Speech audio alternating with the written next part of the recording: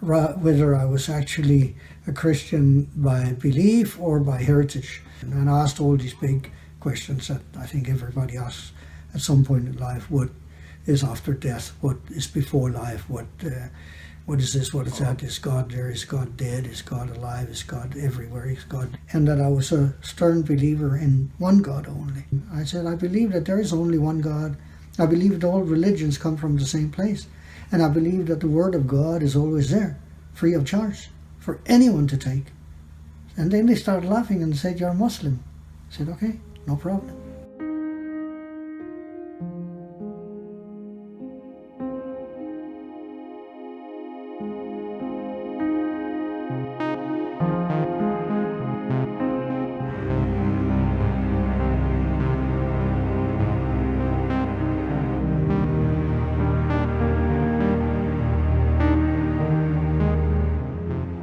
So we will ask Brother Peterson, Wahid Peterson, what made you convert or become Muslim? So tell us about your journey. Well, basically it was mathematics, but of course the story is a bit longer than that. I was born into a Christian family and raised sort of Christian, not practicing Christian as such, but I was raised to know that I was a Christian. And at the age of 16, I was questioning my own belief, whether I was actually a Christian by belief or by heritage. And that made me leave Christianity and leave all religion in order to search for religion, whether I was a religious person or not, and if I was, then what would be my religion. And I asked all these big questions that I think everybody asks at some point in life. What is after death? What is before life? What is this? What is that? Is God there? Is God dead? Is God alive? Is God everywhere? Is God whatever, all of this.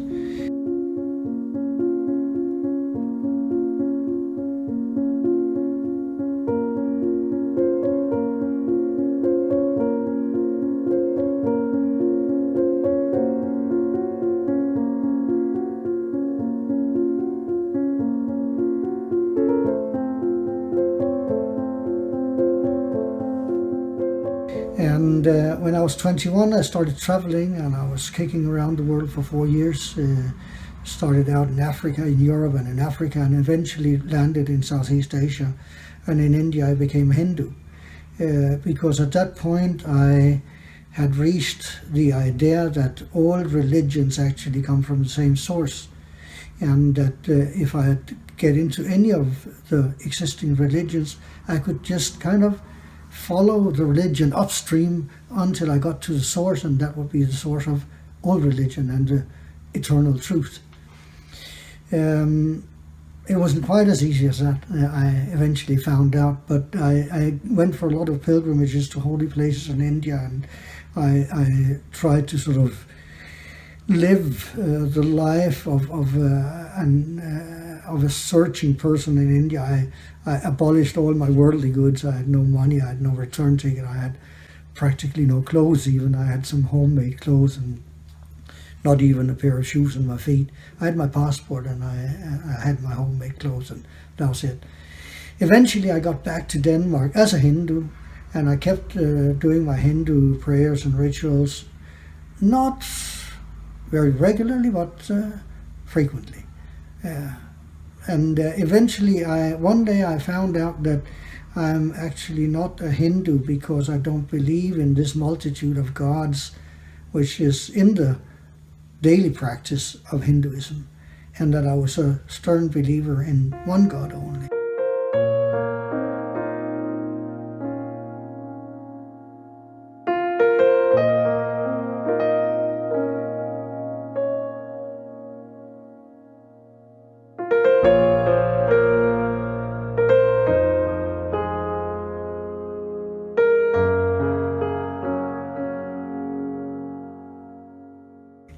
And at that point, I threw away all my Hindu things, and I was back to square one again.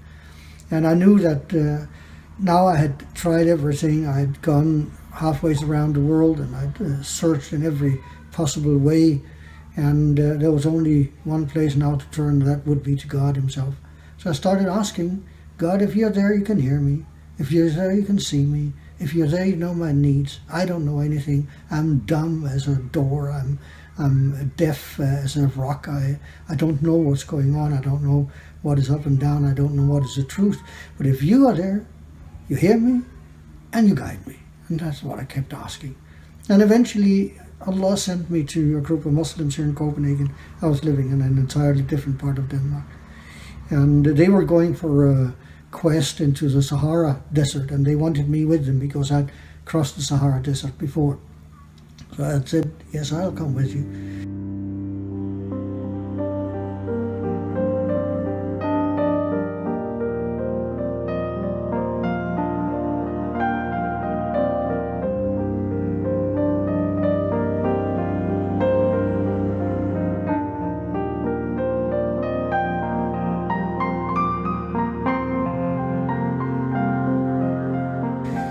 I had no intention of becoming Muslim. But the very first night when I was with these guys, which was in May 1982, they got up to pray at about 2, 3 o'clock, whatever. And seeing them getting up to pray was like a slap in my face, because I had prayed now and then. Whenever I had any spare time, I could give it to God. And here these guys got out of their bed to pray extremely early in the morning, which would be in the middle of the night. And I was so ashamed, because I thought, I have something I want to talk to God about. And I've never really sort of given it high priority. And here are these guys who have some odd religion, and they get up to pray like that. So I asked them, can I pray with you? They said, sure, no problem.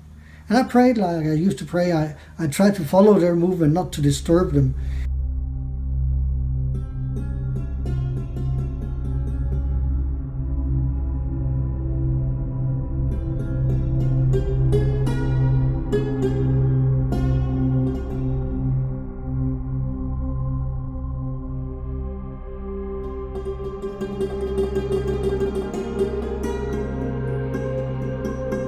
And I prayed the same as always. And afterwards they asked me, why did you pray and what did you ask for? So I told them.